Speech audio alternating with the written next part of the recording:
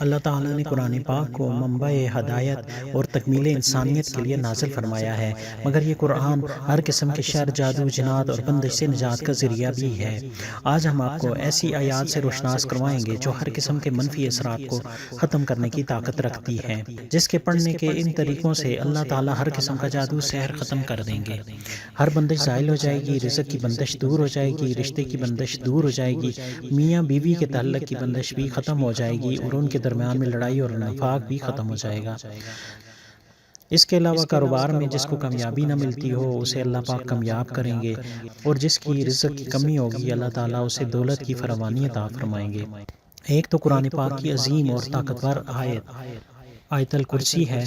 اور دوسری سورہ آل عمران کی آیت نمبر 73 کا آخری حصہ اور 74 آیت ہے، جو کہ یہ ہے: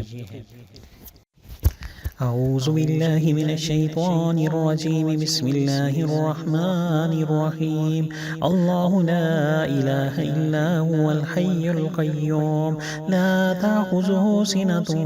ولا نوم، له ما في السماوات وما في الأرض، من ذا الذی یشفع عنده إلا بإذنه، يعلم ما بين أيديهم وما خلفهم، ولا يحيطون بشيء من علمه إلا بما شاء، وسع كرسيه السماوات والأرض، ولا يؤوده حفظهما، وهو العلي العظيم۔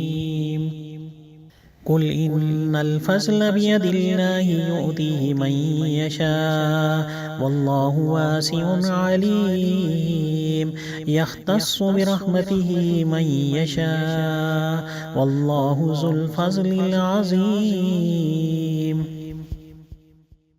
ان کا وظیفہ کرنے کا طریقہ یہ ہے کہ ہر قسم کی بندش ختم کرنے اور شفا کی نیت سے آیت الکرسی 21 بار اور دوسری دو آیات 111 بار تلاوت کریں، اول آخر درود 3 بار پڑھیں اور پانی پر دم کر کے مریض یا سحر زدہ کو پلائیں۔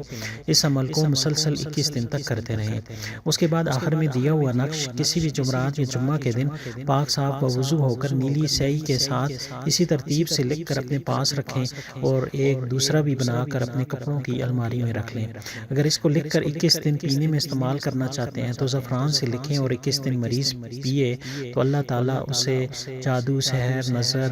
اور جنات کے مرض سے اور ہر طرح کی بیماری سے نجات دیں گے۔ رزق اور شادیوں کی رکاوٹ دور کرنے کے لیے ہر ہفتے کے دن یہی وظیفہ 1 پاؤ یا آدھا کلو گوشت پر دم کر کے مریض کے سر سے 7 بار وار کر قبرستان میں چھوڑ دیا کریں تو اللہ تعالیٰ بہت جلدی سے بندشیں ختم کر دے گا۔ انشاءاللہ بہت مجرب عمل ہے۔ سب سے پہلے